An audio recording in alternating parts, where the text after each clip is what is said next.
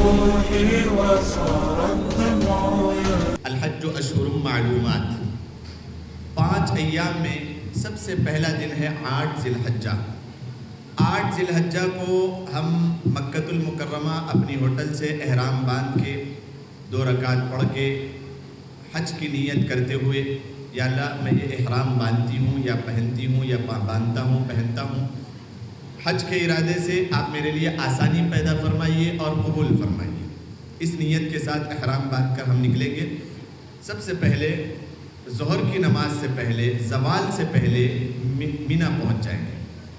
مینا میں پہنچنے کے بعد ہمیں 5 نماز اس دن پڑھنا ہے، کوئی اور کام نہیں کرنا ہے، صرف 5 نمازیں پڑھنا ہے، کوئی اور کام نہیں ہے۔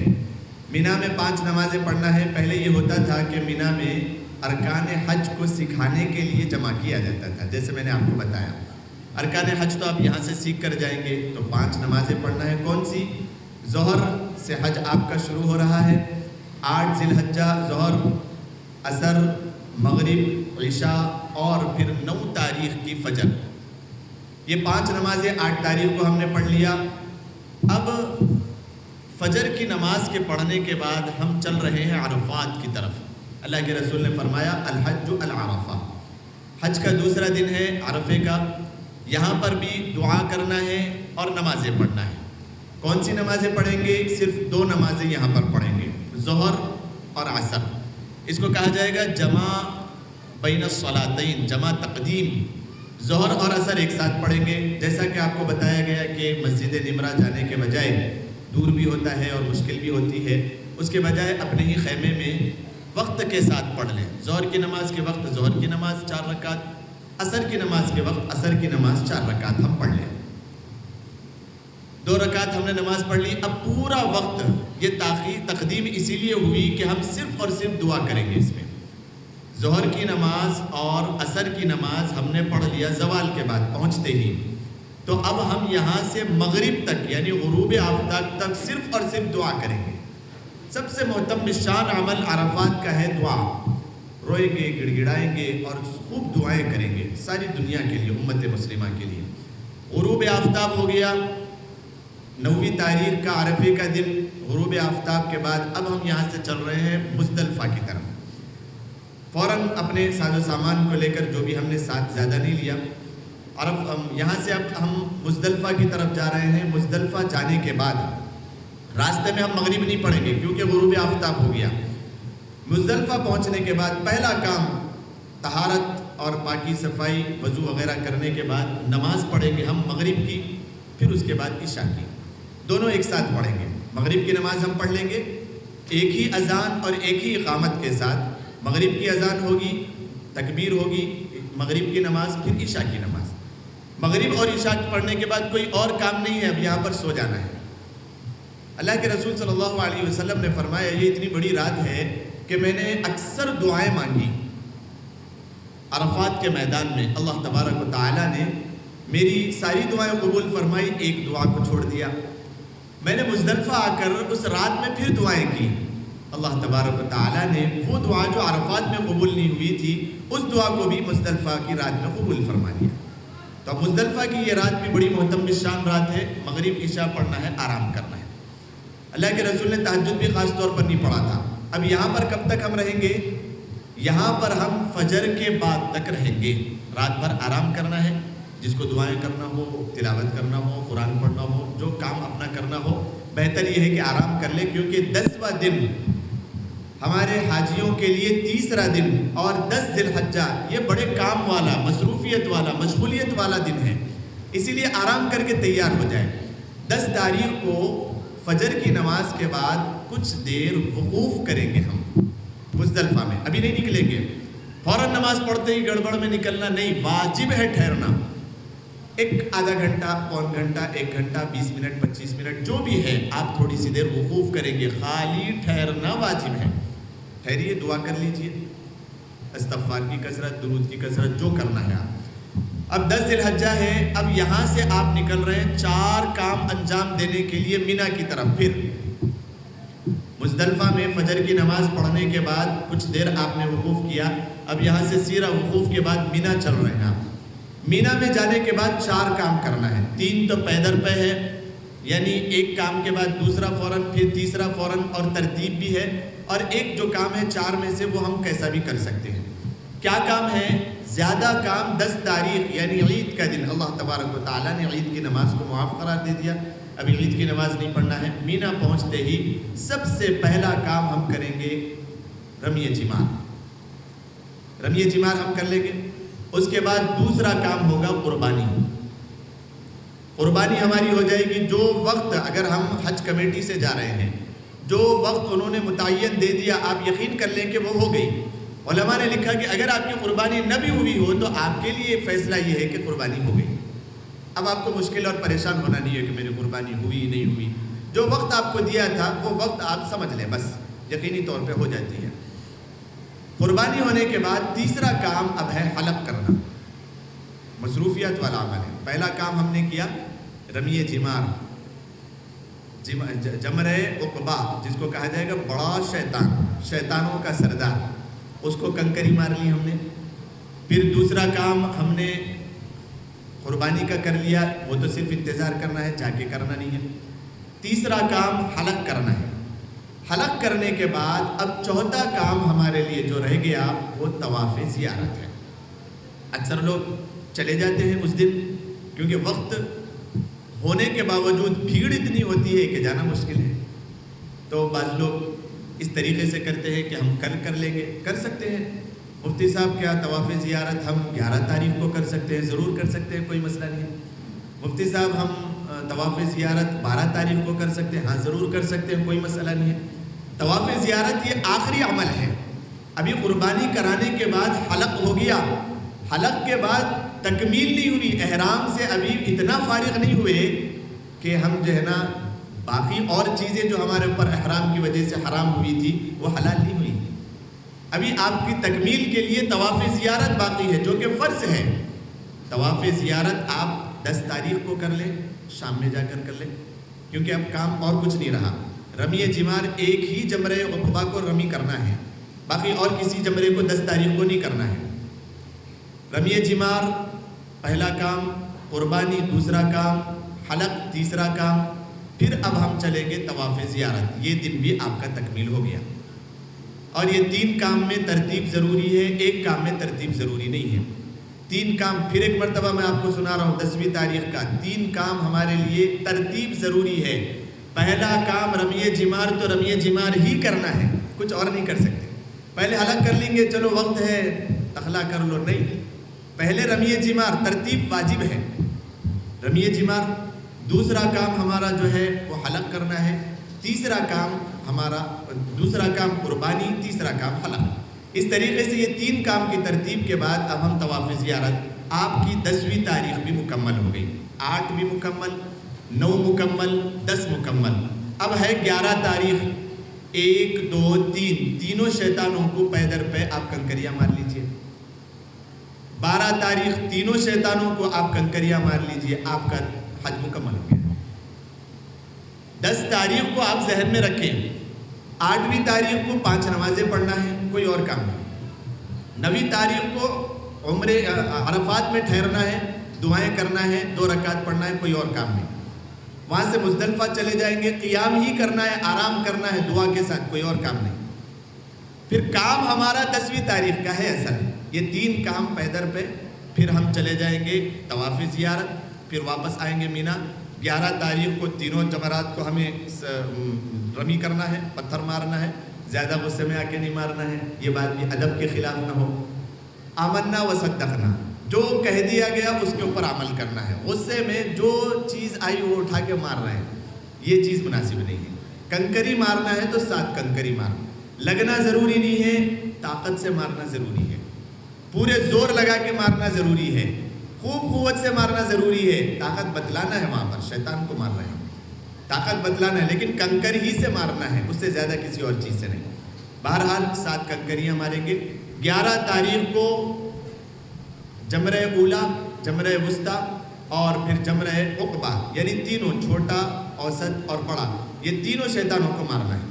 12 تاریخ کو بھی یہ تینوں شیطانوں کو مارنا ہے۔ اگر آپ کا ایک کام رہ گیا 10ویں تاریخ سے، یعنی کون سا؟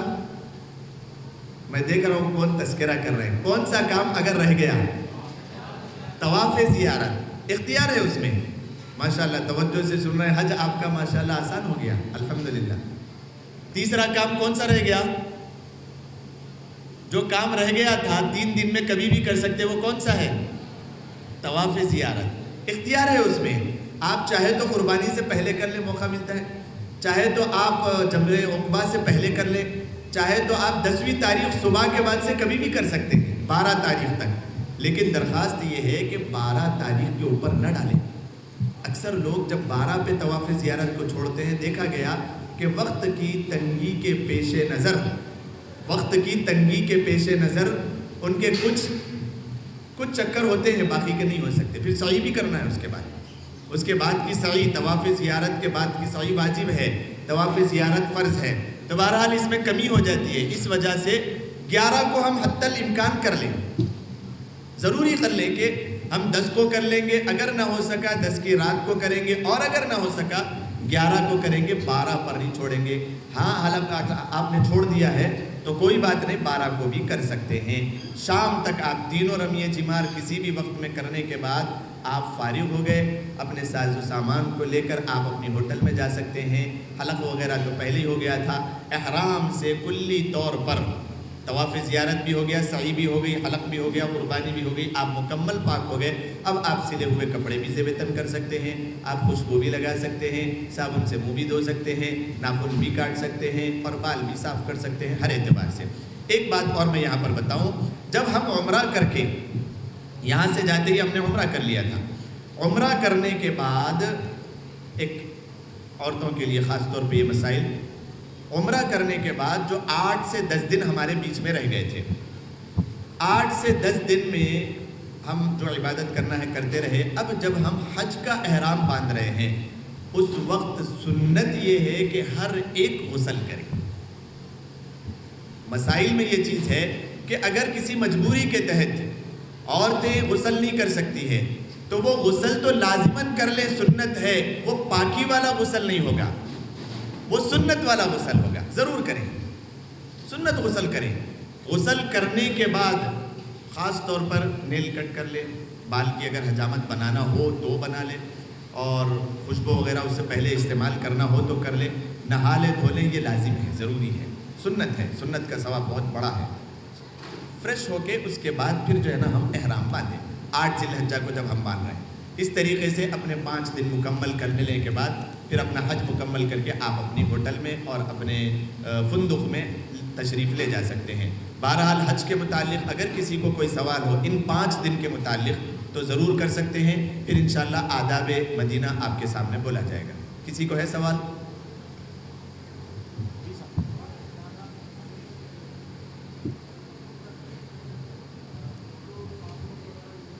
ہاں دیکھیے، ایک سوال ہے. سوال یہ ہے کہ ہم جو عمرے کا احرام باندھ رہے ہیں یا حج کا احرام باندھ رہے ہیں، اس کے لیے غسل کر رہے ہیں، تو اس میں ہم صابن کا استعمال کر سکتے ہیں؟ ضرور کر سکتے ہیں. ابھی آپ نے نہ تو احرام باندھا اور نہ ہی آپ کے اوپر احرام کی پابندیاں شروع ہوئی. احرام باندھنے سے بھی احرام کے نواقض ان کے اوپر ضروری نہیں ہوتے، نیت کرنے کے بعد ضروری ہوتے ہیں. تو اس سے پہلے ہم بدن کو خوشبو لگانا چاہتے ہیں، لگا لے سکتے ہیں. احرام ابھی پہنا نہیں، احرام ابھی نہیں پہنا. احرام کے باندھنے کے بعد نہ آپ کو ناخن لگانا ہے، نہ کاٹنا ہے، نہ آپ کو بال کترنا ہے، نہ آپ کو خوشبو لگانا ہے، نہ خوشبو والا سرما استعمال کرنا ہے، نہ خوشبو والا صابن استعمال کرنا ہے. یہ ہے مسئلہ. تو آپ جب حج اور عمرے کا غسل کر رہے ہیں تو اس میں آپ صابن بھی استعمال کر سکتے ہیں، کوئی اور خوشبو بھی استعمال کر سکتے ہیں. مینا میں لیڈیز کو بھی بال کٹ کرنے کا، مینا میں جب قربانی ہو جاتی ہے، وہ ہونے کے بعد دیکھیے ایک مسئلہ واضح میں کر دوں. آپ کا سوال پوچھ لیں.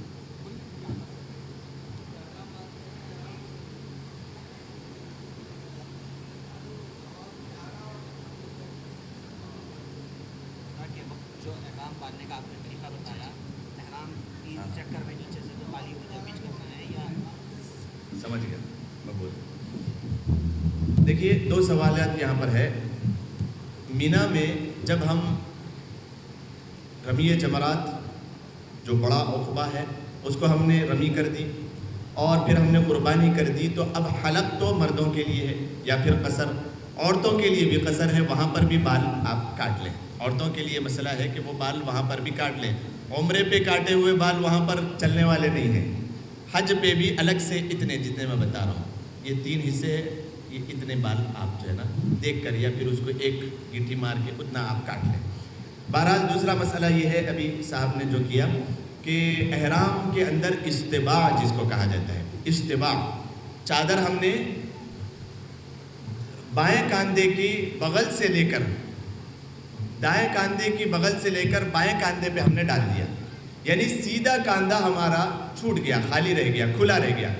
یہ کب تک کھلا رکھنا ہے، جس کو میں نے واضح طور پر بتایا تھا اور ایک مرتبہ دوہرا رہا ہوں، اس کو کہا جائے گا استباع۔ یہ استباع کیسے کرنا ہے؟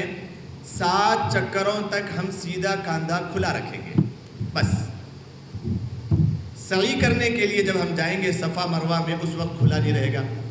3 چکر ہوئے ہمارے، نماز کا وقت آ گیا، ہم پوری چادر ڈال لیں گے۔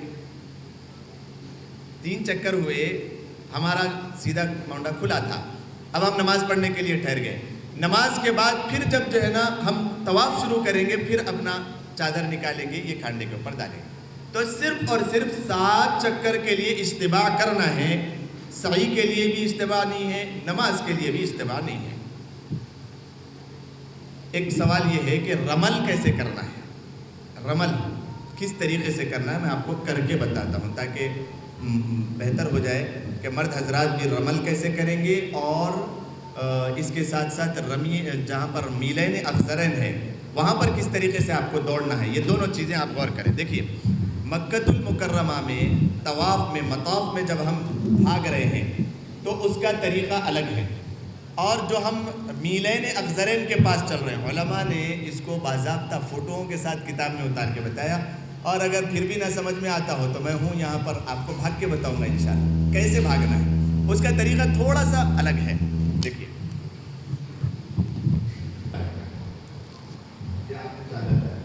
ایک چادر اس طریقے سے آپ کو 7 چکر کرنے ہیں۔ چلنا کیسے ہے؟ اگر نیچے کی چادر سیدھی کی ہو تو کوئی مسئلہ نہیں، آرام ناجائز نہیں، پسندیدہ عمل یہ ہے کہ سیدھی کی نہ ہو۔ آپ اگر فجر کے بعد آپ چلنے نہیں آتا ہے تو مشکل ہے، چلنے نہیں آ رہا ہے، ویڈیو میں دھکے مکے لگ رہے ہیں، 12 منٹ نہیں تھا، کبھی پینٹ پٹرول پہنتے تھے، نہیں پڑھنے آیا تو کوئی مسئلہ نہیں ہے، آسانی کرنا ہے۔ بہرحال اب آپ دیکھیں کس طریقے سے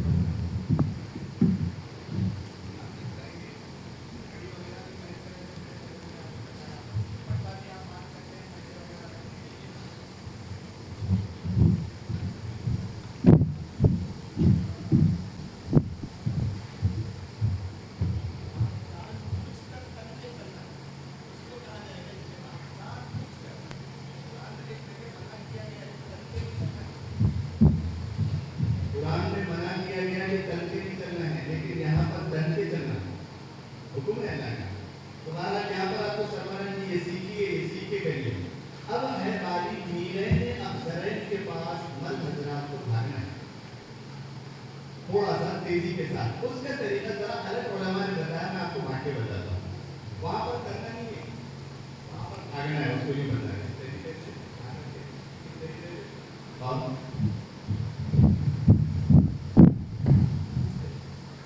یہ جو بتایا گیا تھوڑا سا دیکھنے میں عجیب دکھتا ہے، لیکن بھاگنا ایسے ایسا چل کے نہیں جانا، بھاگنا ہے، اور وہ پہاڑی کے اوپر دوڑنا تھا، تو یہ طریقہ بتایا گیا جب سے اب تک نہیں ہے، اس طریقے سے ہم ہاتھ رکھیں گے، عورتیں نہیں بھاگیں گی، مرد حضرات بھاگیں گے۔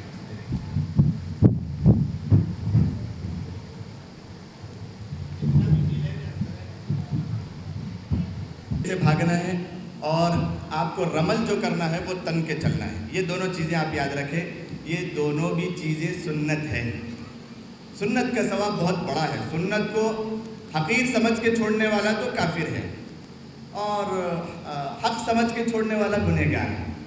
تو بہرحال سنتوں کو بھی اپنے ذہن میں رکھیں، حق ہے یہ چیز پھر بھی نہیں کرا گنہگار ہے، حقیر ہے، سنت ہے چلو چلتا کرے تو ٹھیک ہے، نہیں چلے نہیں کرے تو کوئی بات نہیں، حقیر سمجھ کے اگر چھوڑا تو کافر ہو جاتا ہے انسان۔ بہرحال یہ معاملہ تھے 5 دن. آپ کو پھر ایک مرتبہ میں دہرا دیا لوگوں کے کہنے پہ کہ بعض لوگ بعد میں آئے, ان کے لیے 5 دن ایک مرتبہ دہرا دیا جائے.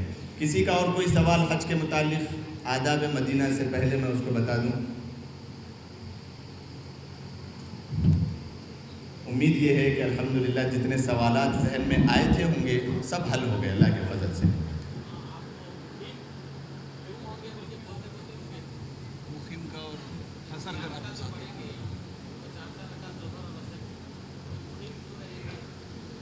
دیکھیے ایک مسئلہ یہاں پر یہ ہے کہ جو لوگ مکۃ المکرمہ میں پہنچ گئے اور 15 دن تک وہ وہاں پر رہنے کی نیت انہوں نے کر لی, کم از کم 15 دن تو یہاں سے گروپ لے جانے کے بعد وہ رہتے ہیں. تو عام طور پر اور خاص طور پر جب کبھی ہم کہیں بھی سفر پہ جائیں, اپنے گھر سے 77.5 کلومیٹر دور 77.5 کلومیٹر دور اگر ہم اپنے گھر سے چلے جاتے ہیں باہر اور نیت کر لیتے ہیں کہ 15 دن ہم رکیں گے, تو پھر ہم وہاں پر 77.5 کلومیٹر کے آگے بھی ہم جا کے 15 دن اگر رکتے ہیں تو بھی ہم مقیم ہیں.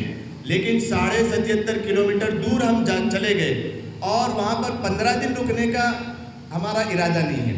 10 دن رکیں گے, 5 دن رکیں گے, 4 دن رکیں گے, 9 دن رکیں گے یا 14 دن رکیں گے تو آپ مسافر رہیں گے. دونوں مسئلے پھر ایک مرتبہ بتا دوں کہ ہم اپنے گھر سے سفر میں جا رہے ہیں, کہیں بھی جا رہے ہیں, مکہ جا رہے ہیں, مدینہ جا رہے ہیں یا پھر کسی گاؤں کو جا رہے ہیں. حیدرآباد سے میں یہاں پر آیا 100 کلومیٹر, میں مسافر ہوں کیونکہ میرے 15 دن یہاں پر رکنے کا اہتمام نہیں ہے. اگر میں یہاں حیدرآباد سے صرف 77.5 کلومیٹر کے اندر رہتا تو میں مقیم رہتا. یہ آپ مسئلے کو سمجھیں, کہیں بھی ہم جائیں 15 دن اگر رکنے کا ارادہ ہے تو آپ مقیم ہو جائیں گے چاہے آپ کتنی بھی دور جائیں. تو مکے میں جب ہم جاتے ہیں وہاں پر 15 دن رکنے کا ارادہ ہم کر رہے ہیں. اب یہاں سے مکے سے ہم مینا جا رہے ہیں, مزدلفہ جا رہے ہیں, عرفات جا رہے ہیں, یہ ساری جگہیں 77.5 کلومیٹر کے اندر ہے اور ہم نے مکے میں 15 دن رکنے کا ارادہ کر لیا ہے.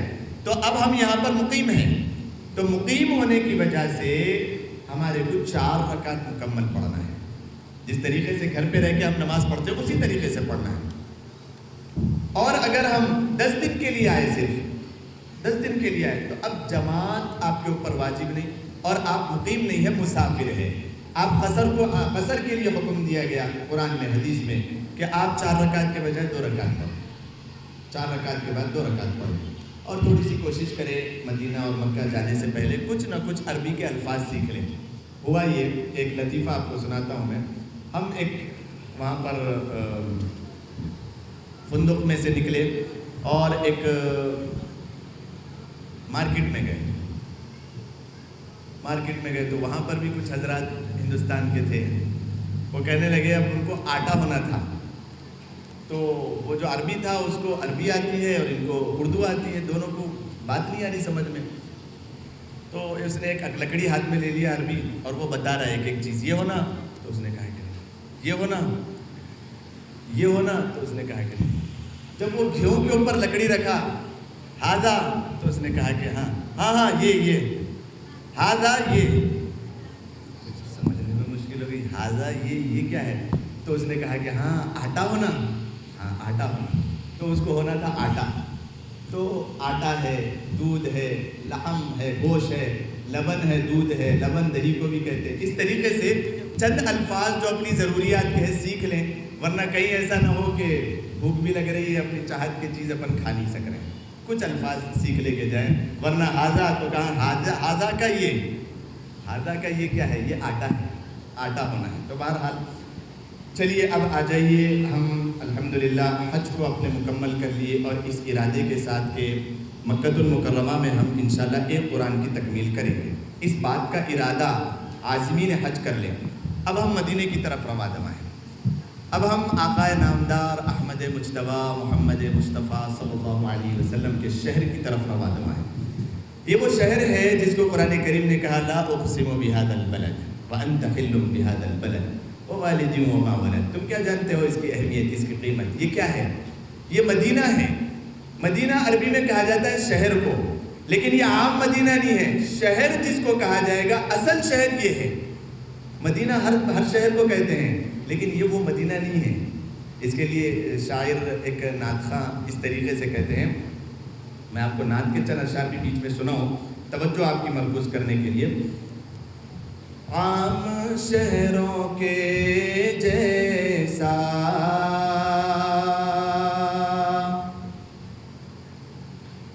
عام شہروں کے جیسا وہ بھی شہر تھا لیکن عام شہروں کے جیسا عام شہروں کے جیسا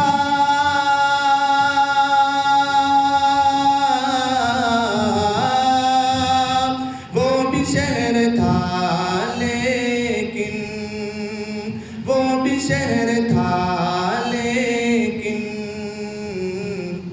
آپ نے بڑھا دی ہے آبرو مدینے کی شامل عبادت ہے.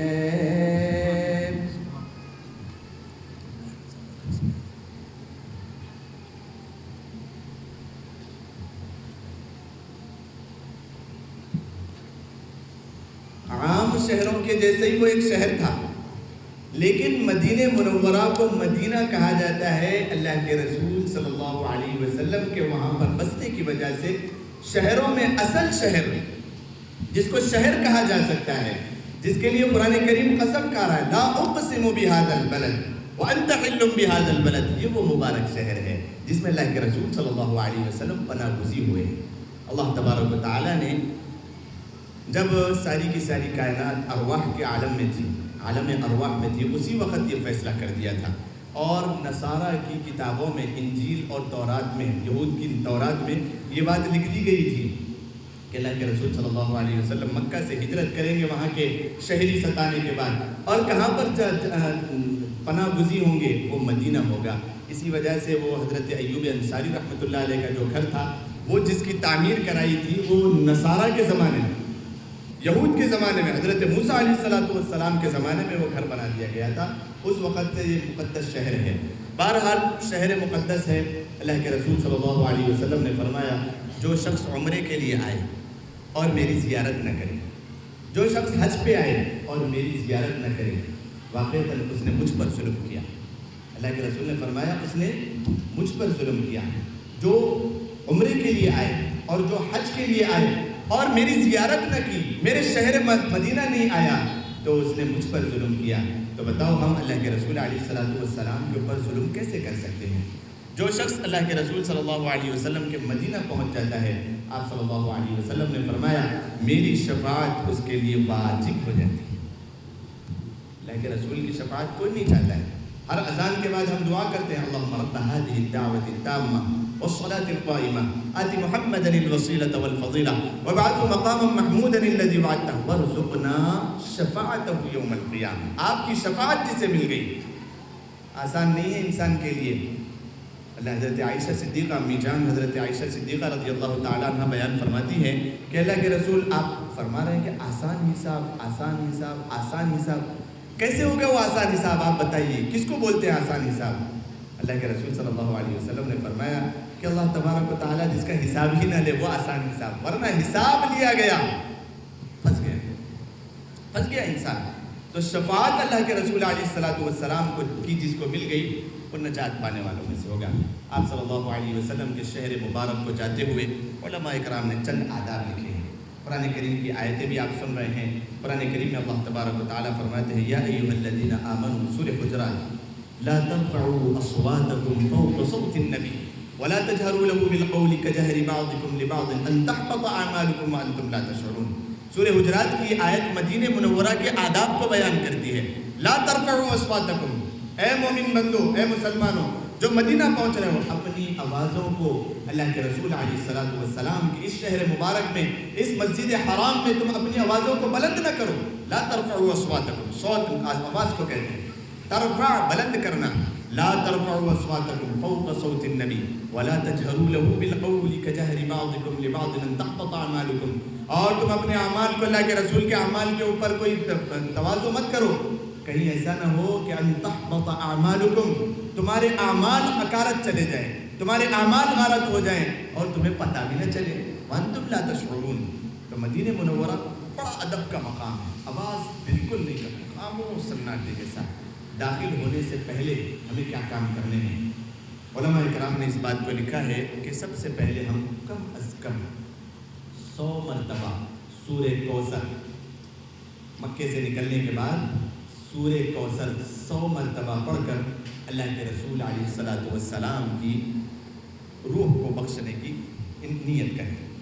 آپ علیہ الصلوۃ والسلام کی طرف اس کا ثواب پہنچائیں. 100 مرتبہ کم از کم سورہ کوثر. سورہ کوثر انا اعطیناک الکوثر, اب ہر ایک کو یاد ہے. فصلی لربک وانحر ان شانئک هو الابتر. 3 آیتوں کی ایک صورت ہے. 100 مرتبہ سورہ کوثر پڑھ کر اس کا ثواب اللہ کے رسول کو پہنچا دیں. 1000 مرتبہ کم از کم راستے میں اللہ کے رسول صلی اللہ علیہ وسلم کے اوپر درود پڑھتے ہوئے جائیں. اللہ کے رسول کے اوپر درود پڑھتے ہوئے جائیں. بڑا احسان ہے ہم آج جو مسلمان ہیں, آپ علیہ الصلوۃ والسلام کی دعاؤں کا نتیجہ ہے.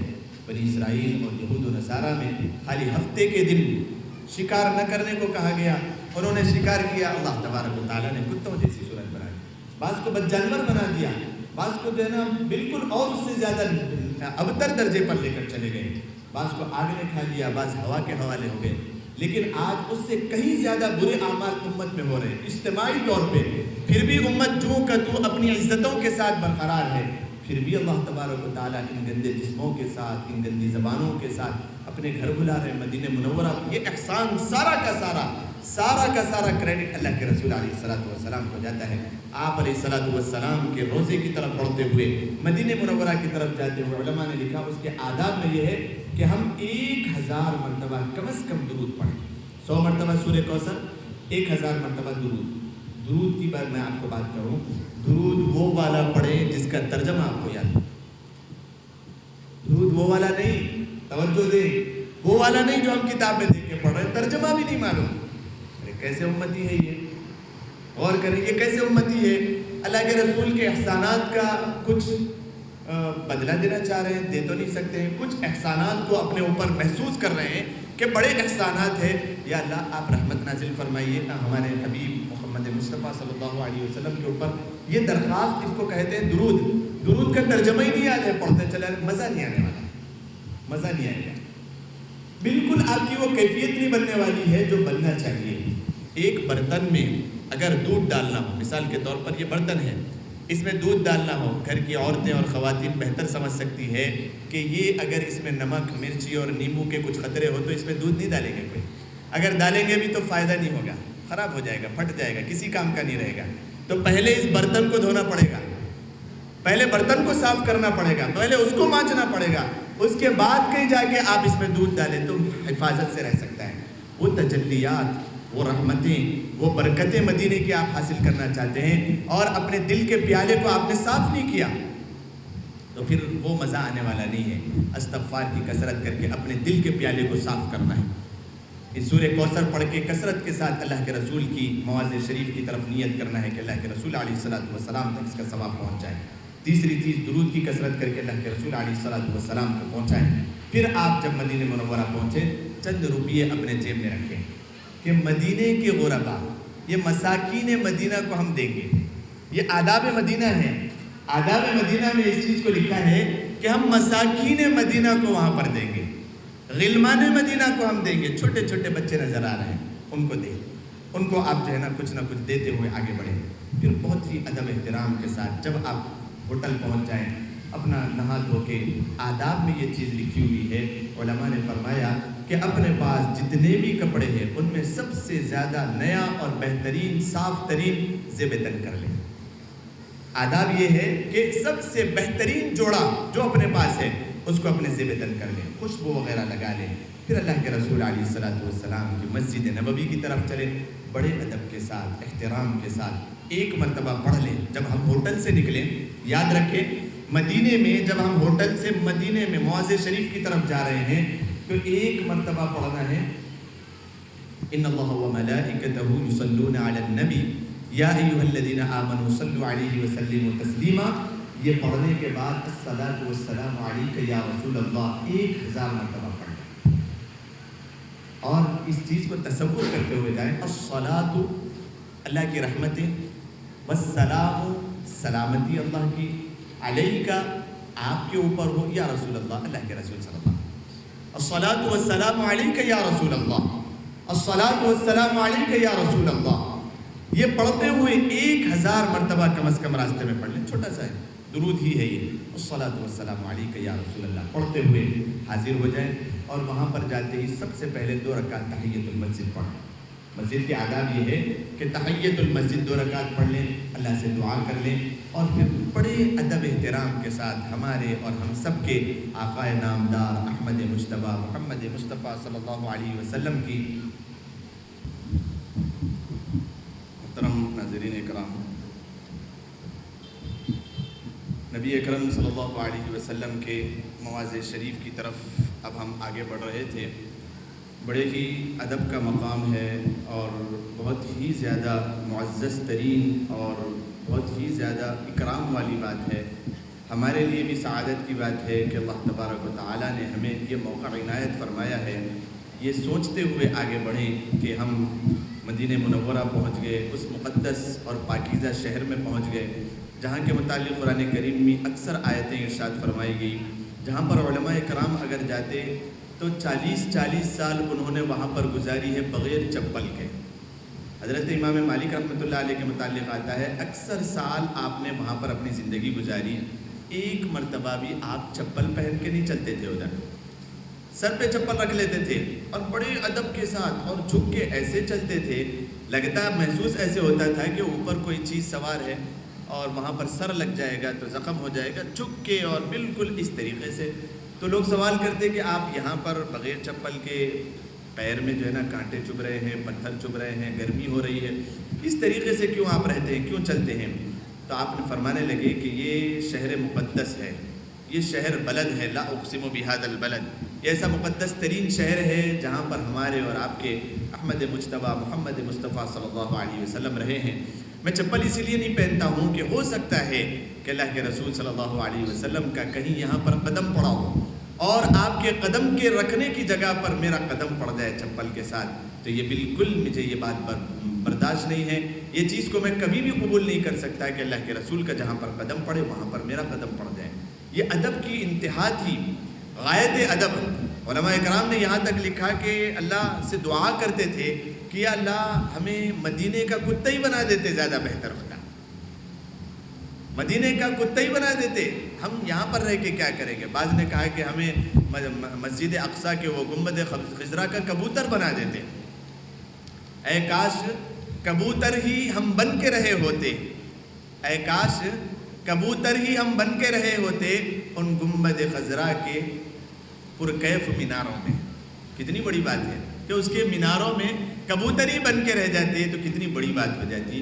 اللہ تبارک و تعالی نے ہمیں وہاں پر پہنچایا ہے. جب ہم مسجد میں پہنچ جائیں تو بڑے ادب احترام کے ساتھ 2 رکعت نماز پڑھ لیں اور الصلاۃ والسلام علیک یا رسول اللہ صلی اللہ علیہ وسلم پڑھتے ہوئے غایت درجے کی تواضع اور انکساری اور عاجزی کے ساتھ اللہ کے رسول علیہ الصلاۃ والسلام کے مواضع شریف کے پاس آ جائیں. اللہ کے رسول صلی اللہ علیہ وسلم نے فرمایا کہ جو شخص مواضع شریف کے سامنے ٹھہر کر مجھے سلام پیش کرتا ہے میں خود اس کا جواب دیتا ہوں. یہ ہمارے اعمال کی گندگیوں کی وجہ سے ہمیں وہ آواز سنائی نہیں دیتی ہے، باقی اللہ کے رسول صلی اللہ علیہ وسلم جواب دیتے ہیں خود ہو کے.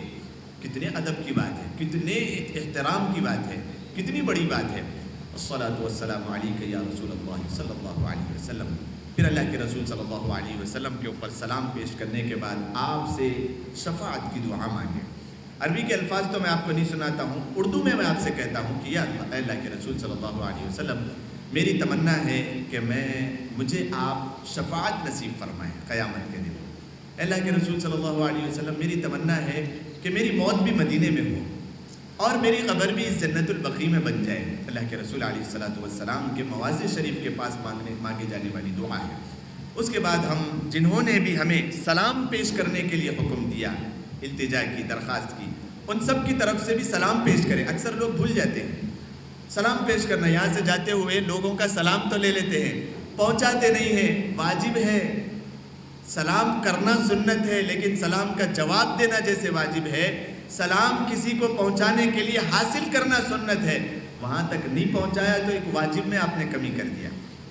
سلام پہنچائیں، وہاں پر جا کے اپنے الفاظ میں الصلاۃ والسلام علیک من جمیع، اللہ کے رسول صلی اللہ علیہ وسلم میں آپ سے سلام عرض کرتا ہوں ان تمام حضرات کی جانب سے جنہوں نے مجھے سلام پیش کرنے کی درخواست کی تھی۔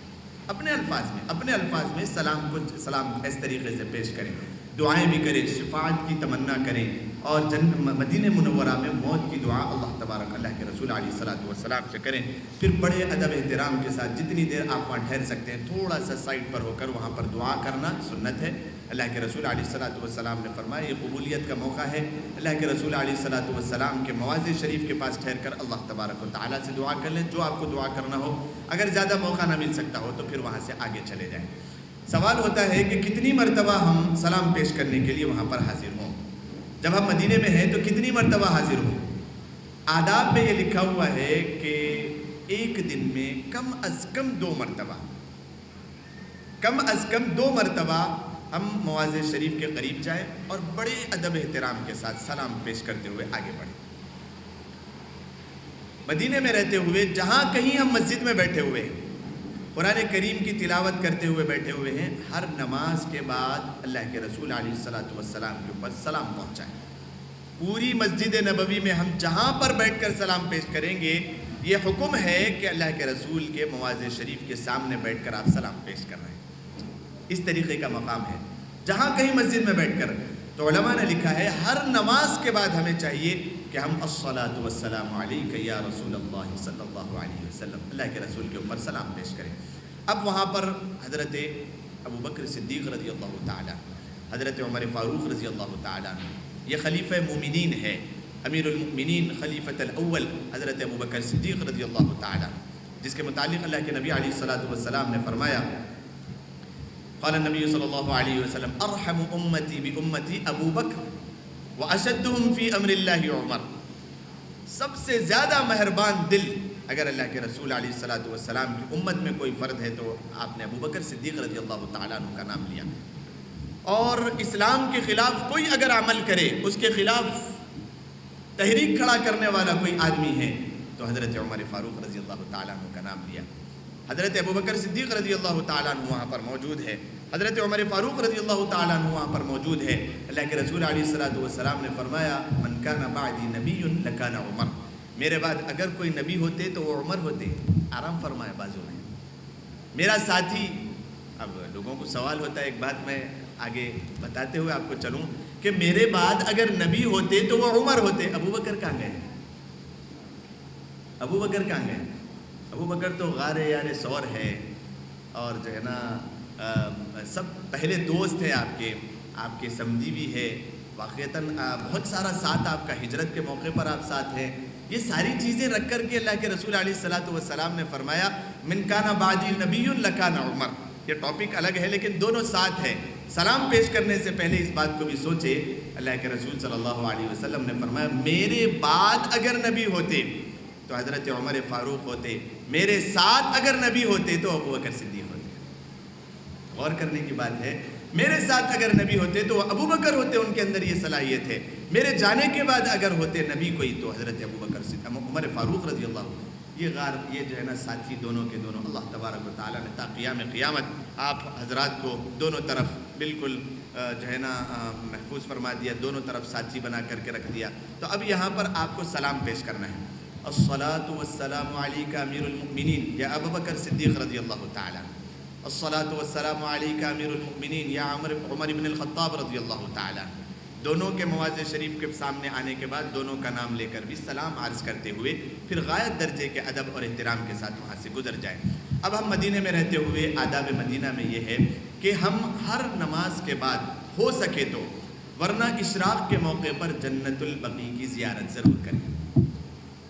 صحابہ کرام رضوان اللہ تعالیٰ علیہ مجمعین کا وہ مدفن ہے جس میں صحابہ کرام کئی ہزاروں صحابہ کرام رضوان اللہ تعالیٰ علیہ مجمعین آرام فرما ہے۔ حضرت عثمان غنی رضی اللہ تعالیٰ عنہ کی مواضع شریف اس میں ہے، حضرت فاطمہ الزہرا رضی اللہ تعالیٰ عنہ اس میں ہے، اور کئی ایسے بڑے کبار صحابہ رضوان اللہ تعالیٰ علیہ مجمعین جنت البقیع میں ہیں۔ وہاں پر رحمت کا پنکھا چلتے رہتا ہے۔ علماء نے فرمایا آداب مدینہ میں یہ ہے کہ ہم اکثر و بیشتر جنت البقیع کی سیر اس لیے بھی کریں کہ اللہ تبارک و تعالیٰ کی مستقل رحمتیں ان ارواح مقدسہ کے اوپر نازل ہوتی رہتی ہے۔ صحابہ کرام مدفون ہیں، اکثر و بیشتر رحمتیں بڑی تیزی کے ساتھ اترتی رہتی ہیں۔ اب جو بندہ اس جنت البقیع میں داخل ہوگا وہ رحمت سے وہ محروم نہیں ہوگا، رحمتیں اس کو بھی چھو کر چلی جاتی رہی۔ تو بہرحال سب سے بہترین موقع جنت البقیع کا اشراق کے بعد ہے۔ اشراق کے بعد جنت البقیع کی ضرور سیر کریں اور وہاں پر جائیں۔ صحابہ کرام کس طریقے سے جاتے تھے، کسی قبرستان میں جانا ہو اس کیفیت کو اپنے اندر اپنانے کی کوشش کریں۔ حضرت عثمان غنی رضی اللہ تعالیٰ عنہ کے متعلق آتا ہے کہ آپ جب کبھی قبرستان جاتے تو اتنا روتے کہ آپ کے آنسو داڑھی مبارک ریش مبارک کے کچی ہونے کے بعد سینہ بھی پورا تر ہو جاتا تھا، سینہ بھی تر ہو جاتا تھا کہ آج تو ہم زمین پر چل رہے ہیں پھر رہے ہیں، چند دنوں کے بعد پھر ہم بے یار و مددگار صرف ہمارے اعمال کے ساتھ اسی من مٹی کے نیچے چلے جائیں گے، تدفین ہو جائے گی ہماری، ہم بھی مر جائیں گے، اس دنیا سے چلے جائیں گے۔ یہ روتے تھے خبر کی پہلی منزل۔ لوگوں نے سوال کیا حضرت عثمان غنی آپ اتنا کیوں روتے ہیں، قبرستان جانے پر اتنا کیوں روتے ہیں؟ آپ نے کہا کہ یہ آخرت کے منزلوں میں پہلی منزل ہے، اس میں اگر انسان کو کامیابی مل جاتی ہے تو جنت میں جانا اس کے لیے آسان ہے، یہاں پر اگر اٹک گیا پھنس گیا تو پھر وہ ایک قدم بھی آگے نہیں بڑھا سکتا، ساری منزلیں اس کے لیے کٹھن ہو جائے گی۔ تو بہرحال اس بات کی بھی دعا کرتے ہوئے جنت البقیع کی بھی زیارت کریں اور وہاں پر بار بار جانے کی کوشش کریں۔ مدینے میں رہتے ہوئے مسجد قباء، لوگوں میں یہ چیز مشہور ہے کہ مسجد قباء پیدل جانا چاہیے، نہیں، پیدل جائیں یا سواری کے ساتھ جائیں دونوں برابر ہیں۔ سواری یہ اللہ ہی کے قدرت اور مناظر میں سے ایک چیز ہے، اللہ ہی کی خلقت ہے۔ پیدل جانا اب کوئی چیز آسانی اللہ تبارک و تعالیٰ نے دی، اپنے آپ کے اوپر مشکل اور پریشانی لادنا یہ مناسب نہیں ہے۔ کسی نے نہیں کہا کہ پیدل جانے پہ زیادہ ثواب ہے۔ مسجد قباء آپ پیدل جائیں یا سواری پر جائیں دونوں کا برابر ثواب ہے۔ مسجد قباء پیر کے دن جانا چاہیے، کس دن؟ مستحب ہے، پسندیدہ عمل، پیر کے دن مسجد قباء چلے جائیں، اور اتوار کے دن احد تشریف لے جائیں۔ بالکل مدینے میں دامن ہی میں ہے، حضرت امیر حمزہ رضی اللہ تعالیٰ عنہ کی جہاں پر مواضع شریف ہے خبر ہے، اور کچھ صحابہ کرام کبار صحابہ کی وہاں پر مزار ہے۔ وہاں پر جانے سے پہلے قرآن کریم کی چند آیتیں چند صورتیں پڑھ کر پھر ان کی ارواح مقدسہ کی جو ہے نا ایصال ثواب کی نیت کرتے ہوئے وہاں پر تشریف لے جائیں۔ اور اس سنیچر اتوار کے دن جانے کے لیے مستحب قرار دیا گیا کہ پسندیدہ عمل ہے، باقی کسی بھی ایام میں جا سکتے ہیں، یہاں کی زیارت کریں۔ اگر ہو سکتا ہو تو بدر بھی تشریف لے جائیں۔ اللہ تبارک و تعالیٰ نے جو بدر کا معرکہ پیش آیا تھا سن 2 ہجری میں اور رمضان المبارک 17 رمضان المبارک میں، اور وہ فرق کرنے والا تھا اسلام اور ایمان کے درمیان، فرق کرنے والی جگہ۔ ابو جہل بڑے نشے میں آ گیا، لہب آ گیا، عتبہ آ گیا، شیبہ آ گیا، بڑے بڑے جو ہے نا جاہلین کے سردار آ گئے، سرداران قریش مکہ نشہ پیے ہوئے تھے۔ ہم جانے والے نہیں ہیں یہاں سے اتنی آسانی سے، محمد کو اور مدینے کو ختم کر کے سارا مال غنیمت لوٹ کے لے جائیں گے۔ اللہ تبارک و تعالیٰ نے ان سب کا نشہ اتار دیا، اور 70 کے 70 پورے جو ہے نا کتنے اس میں سے جہنم رسید ہوئے۔ اللہ کے رسول علیہ الصلوۃ والسلام نے پہلے ہی بتا دیا تھا، یہاں ابو جہل مرے گا، یہاں پر عتبہ مرے گا، یہاں پر شیبہ مرے گا، او ابو لہب کو دیکھو تو ادھر مرے گا، ادھر ڈال کے آئے۔ اللہ کے رسول سب یہاں مریں گے، وہ ادھر کیوں؟ یہ ذرا ڈرپوک ہے، الفاظ میں کیا کہا، یہ ذرا ڈرپوک ہے، دور سے نظارہ کرے گا۔ حضرت بلال جا کے اس کو وہاں پر ختم کر کے آئے، دور وہاں درخت کے نیچے بیٹھا ہوا تھا۔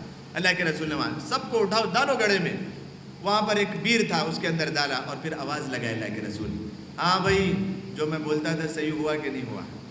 کیا آواز لگائی؟ ہاں بھائی جو میں بولتا تھا صحیح ہوا کہ نہیں ہوا؟ اللہ کے رسول علیہ الصلوۃ والسلام نے اس بات کو سنا۔ اسی لیے سماع موتیٰ کی جو ہے نا ایک مجلس چلتی ہے، اس میں ایک بحث ہے کہ مردے بھی جواب دیتے ہیں۔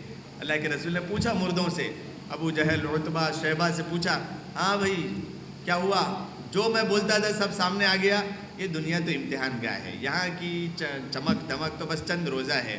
تو یہ جو حشر ہوا ان کا، وہ میدان میں بھی صحابہ کرام رضوان اللہ تعالیٰ علیہ مجمعین نے بہترین کارنامہ انجام دیا، تو وہ میدان بھی دیکھنے کی جگہ ہے۔ وہاں سے تشریف اگر زیارت کا موقع ملے تو بدر کے میدان میں بھی جانا چاہیے، اور مکہ میں رہتے ہوئے، مدینہ میں رہتے ہوئے اور مکہ میں رہتے ہوئے طائف میں بھی تشریف لے جانا چاہیے۔ وہاں پر بھی اللہ کے رسول علیہ الصلوۃ والسلام نے دین کی تبلیغ کی تھی، اور احد کے میدان میں اور بدر کے میدان میں، اور خندق تو بہرحال مدینے میں ہوئی تھی۔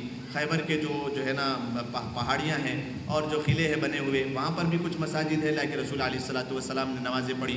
مدینے میں حضرت عمر فاروق رضی اللہ تعالیٰ عنہ کے نام سے بھی مسجد ہے، اور وہ مساجد 7 مساجد بھی بنی ہوئی ہے۔ جتنی مساجد کا ہو سکتا ہے زیارت کریں، اور زیارت کرتے ہوئے زیادہ سے زیادہ وقت مدینے میں گزاریں۔ آداب مدینہ میں ایک چیز یہ بھی لکھی ہوئی ہے کہ جو شخص 40 نمازیں، 8 دن کی مکمل نمازیں، 8 دن اگر 5 نمازیں پڑھتا ہے تو 40 نمازیں، 40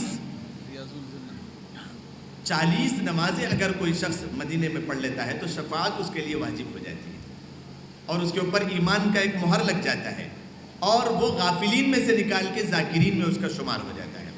بہرحال مدینے میں رہتے ہوئے اگر ہم مدینے کی مسجد کے اندر کی اگر ہم بات کریں، وہ صفہ جو ہے وہ مدرسہ پہلا، اس کو تو جو ہے نا بالکل روک دیا گیا ہے، وہاں پر کچھ وہی قریبی لوگ جاتے ہیں، سب کے لیے کھولا نہیں رکھا گیا، ورنہ وہ بڑی بابرکت جگہ ہے، بہت بابرکت جگہ تھی۔ مدرسہ، دنیا کا پہلا مدرسہ صفہ صحابہ جس کو کہا جاتا ہے، صفہ صحابہ آج کل ذرا بند کر دیا گیا ہے، اس میں جانے کی اجازت نہیں دی جا رہی ہے۔ موقع ملے سعادت کی بات ہے، بیٹھنا چاہیے۔ ایک چبوترا ہے، اللہ کے رسول کے مواضع شریف اور آپ کے کمرے کے پیچھے والا حصہ ایک چبوترا بنا ہوا ہے، وہ چبوترے پہ 70 غریب صحابہ پڑھ کر دین حاصل کرتے تھے، اور انہی کی برکت تھی ساری دنیا میں انہوں نے دین پھیلایا اور پہنچایا۔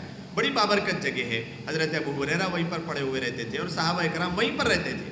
تو بہرحال صفہ صحابہ اگر اس میں ہم بیٹھ سکتے ہوں تو سعادت کی بات ہے، ورنہ اللہ کے رسول علیہ الصلوۃ والسلام کے کمرے سے لے کر جو آپ کا ممبر ہے من بیتی و ممبری روضۃ من ریاض الجنہ، من بین بیتی و روضتی و ممبری روضۃ من ریاض الجنہ۔ اللہ کے رسول صلی اللہ علیہ وسلم نے فرمایا، میرے حجرے اور میرے ممبر کے درمیان کی جو جگہ ہے وہ جنت کی کیوڑیوں میں سے ایک کیوڑی ہے، جنت کے باغات میں سے ایک باغ ہے، اس میں ضرور بیٹھنا چاہیے۔ آج کل ایک ایپ نکل گیا ہے، اس ایپ کے ذریعے ایک مرتبہ جب مدینے میں جاتے ہیں تو ایک مرتبہ چانس دیا جاتا ہے اس میں جانے کا۔ آج کل تو بس 30 دن ہو، 20 دن ہو، 25 دن ہو، ایک کو ایک ہی مرتبہ چانس دیا جاتا ہے۔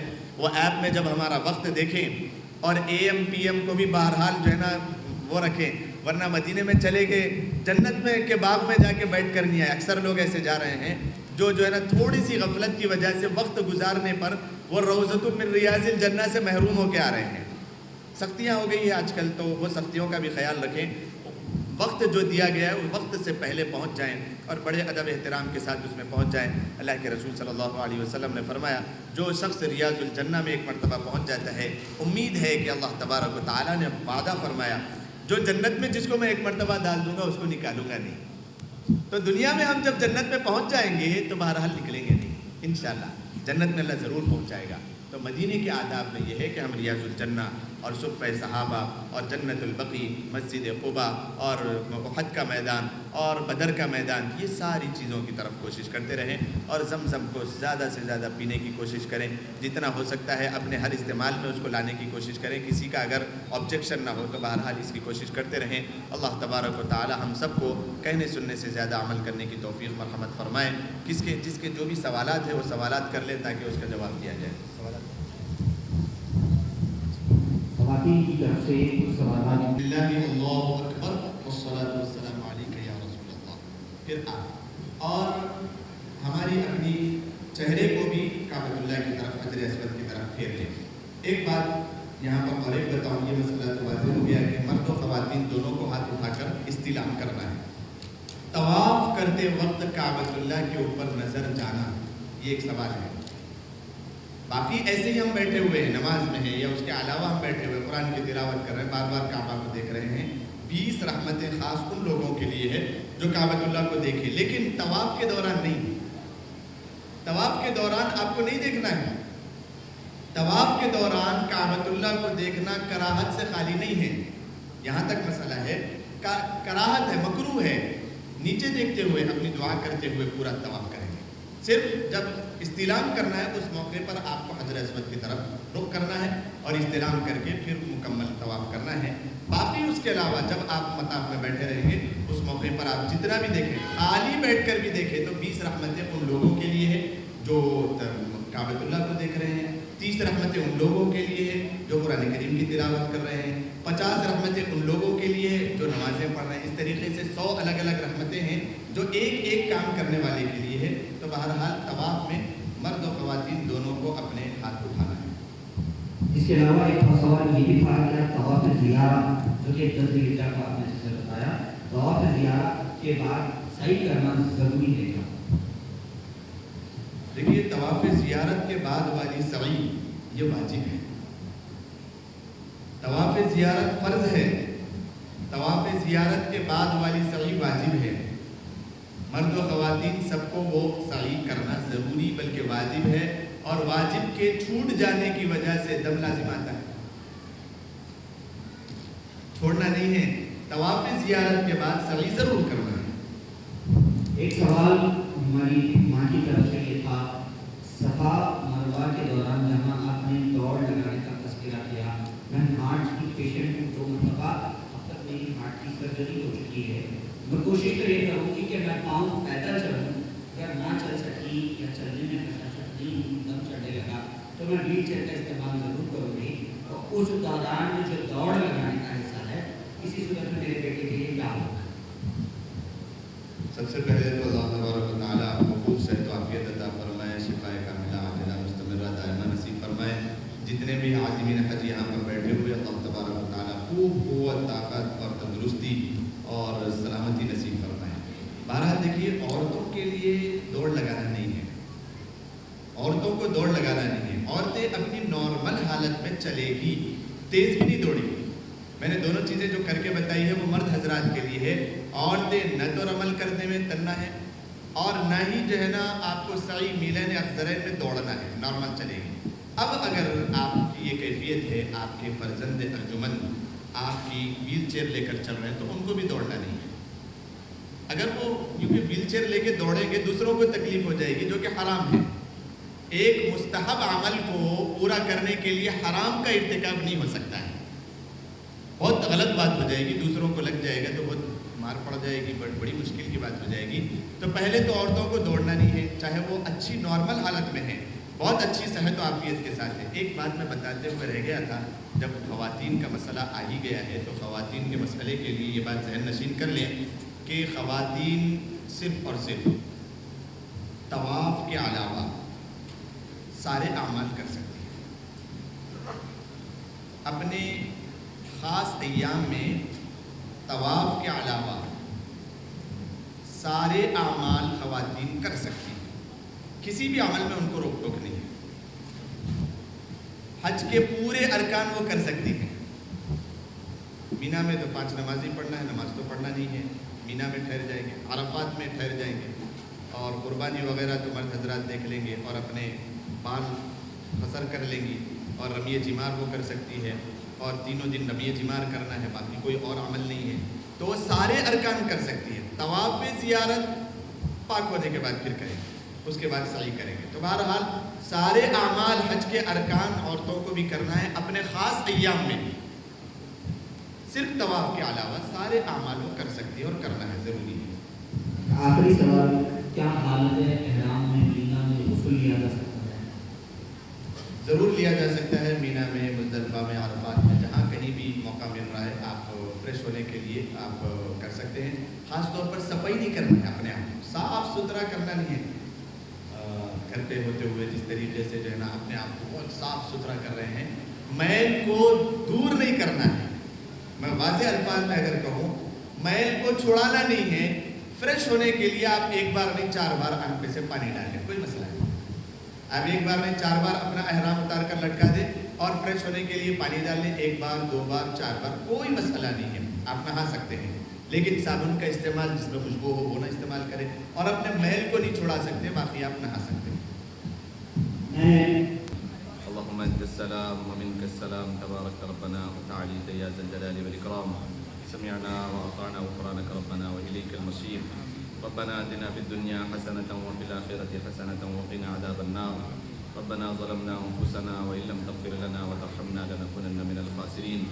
اے اللہ ہم سب کے گناہوں کو معاف فرما، یا اللہ آج کی اس محفل کا جو انعقاد عمل میں آیا اس کے سارے اعمال کو قبول فرما، یا اللہ ہمارے اس ٹریننگ دینے کو اور سننے کو یا اللہ ساری محفل کو قبول فرما، یا اللہ جتنے لوگ یہاں سے حج کا عزم کر کے عازمین کو قبول فرما، یا اللہ ان حجاج کی خدمت کرنے والے، یا اللہ یہ کاسمک گروپ والے، اور یا اللہ جو بھی ان کی خدمتیں کر رہے ہیں، جس لائن سے خدمتیں کر رہے ہیں، یا اللہ سب کی خدمتوں کو قبول فرما، یا اللہ ان احرام کے دینے کو اور ان تسبیح کے دینے، محفل کے انعقاد کرنے کو اور کھانا کھلانے کو یا اللہ ہر اعتبار سے قبول اور منظور فرما۔ یا اللہ آپ نے وعدہ کیا ہے حج حاجیوں کی خدمت کرنے والے کو جتنا ثواب حاجی کو ملتا ہے اتنا ہی ثواب خدمت کرنے والے کو ملتا ہے، یا اللہ ہم سب کو اس کا مستحق بنا، یا اللہ اپنے فضل و کرم سے عازمین حج کی خدمت کرنے والوں کو مکمل ثواب عنایت فرما، یا اللہ اپنے فضل و کرم سے ہماری اس محفل کو قبول فرما، جتنے یہاں پر آئے ہوئے ہیں بیٹھے ہوئے ہیں جس کی جائز مرادیں ہیں یا اللہ اپنے فضل و کرم سے پوری فرما، یا اللہ حاجیوں کے حج میں آسانی پیدا فرما، یا اللہ اپنے فضل و کرم سے ان کے حج کے ارکان کو عافیت کے ساتھ آسانی کے ساتھ مکمل سفر کو آسان بنا، یا اللہ اپنے فضل و کرم سے سب کے حج کو قبول فرما، یا اللہ اس سال کے حج کو یا اللہ ساری دنیا کے لیے رحمت اور عافیت والا بنا، یا اللہ وہاں کی رحمتیں اور یا اللہ سعادتوں کو ساری دنیا میں پھیلا کر یا اللہ ساری امت میں اور سارے مسلمانوں کو امن و امان کی زندگی عطا فرما، یا اللہ اپنے فضل و کرم سے ہماری دعاؤں کو نبی پاک علیہ الصلوۃ والسلام کے صدقے و فعل میں قبول فرما، ربنا تقبل منا انک انت السمیع العلیم برحمتک یا ارحم الراحمین والحمد للہ رب العالمین۔